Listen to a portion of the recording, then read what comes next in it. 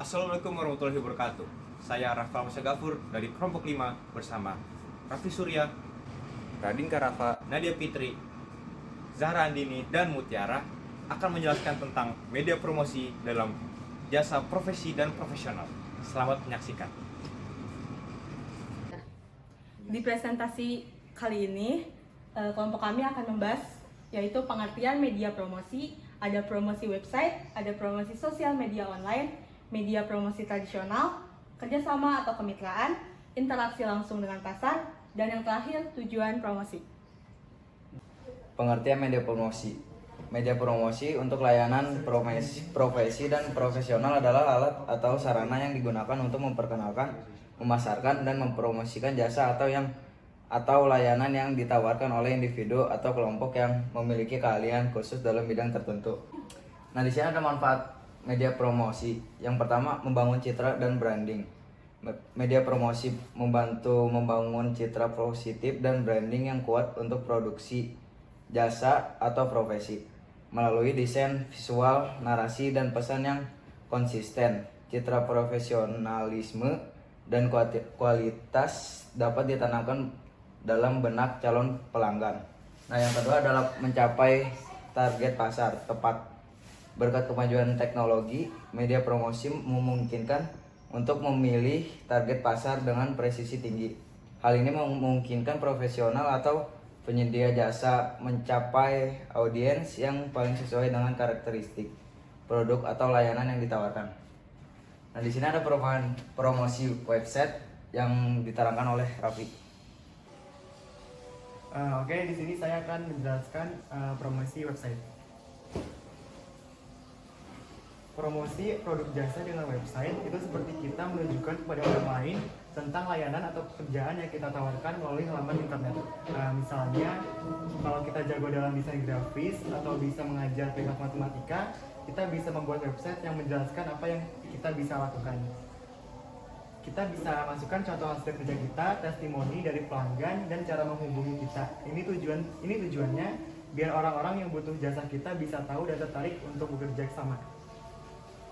Kemudian ada strategi promosi website, ada dua. Yang pertama, website profesional. Membangun website profesional dengan informasi yang jelas tentang jasa yang ditawarkan. Memastikan website memiliki tampilan responsif agar dapat diakses dari berbagai perangkat. Menyediakan testimoni dan portofolio untuk memperkuat kredibilitas. Yang kedua, SEO atau Search Engine Optimization. Mengoptimalkan situs web agar muncul lebih tinggi dalam hasil pencarian mesin pencari seperti Google. Mencari kata kunci yang relevan dengan jasa yang ditawarkan untuk meningkatkan visibilitas. Kemudian promosi sosial media online akan dijelaskan oleh Nadia. Jadi di sini saya akan mempresentasikan tentang promosi sosial media online. Media promosi yang marak saat ini adalah media online. Promosi produk jasa dalam sosial media online itu artinya kita itu menggunakan situs-situs dan aplikasi yang menghubungkan pengguna satu sama lain untuk menghubungkan jasa atau layanan yang kita tawarkan. Kalau ada pengguna lain yang menyukai atau tertarik dengan apa yang kita promosikan, mereka bisa menghubungi kita langsung lewat pesan atau komentar. Nah, jadi apa sih media sosial itu? Media sosial sendiri adalah sebuah media online yang dimana para penggunanya itu bisa dengan mudah berpartisipasi, berbagi, dan menciptakan isi. Meliput blog, jenjang sosial, wiki, forum dari dunia virtual. Manfaat media sosial ini memungkinkan penggunanya untuk berkomunikasi dengan siapapun tanpa adanya hambatan jarak. Platform yang dapat dimanfaatkan antara lain Facebook, Instagram, Twitter, LinkedIn, dan lain-lain. Selanjutnya saya akan menjelaskan tentang media promosi tradisional. Media promosi tradisional adalah cara-cara mempromosikan jasa sebelum internet terkenal. Media promosi tradisional cenderung bersifat fisik dan pelanggan dapat berinteraksi langsung dengan media promosinya. Sekarang ada contoh-contoh media promosi tradisional. Yang pertama ada media cetak. Menggunakan media cetak seperti brosur, pamflet, dan majalah industri untuk menyebarkan informasi tentang jasa profesi, membeli iklan di surat kabar, majalah, atau radio yang relevan dengan target pasar. Yang kedua ada door-to-door marketing. Nah, door to door marketing adalah mengadakan kampanye door to door untuk memperkenalkan jasa secara langsung kepada penduduk atau pemilik usaha di wilayah target.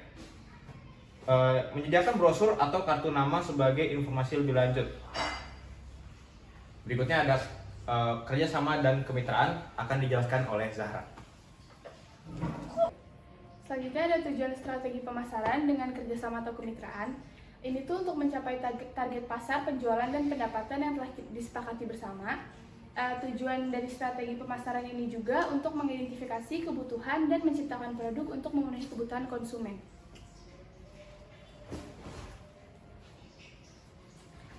Di sini ada contoh kerjasamanya. Yang pertama itu kolaborasi dan endorsement.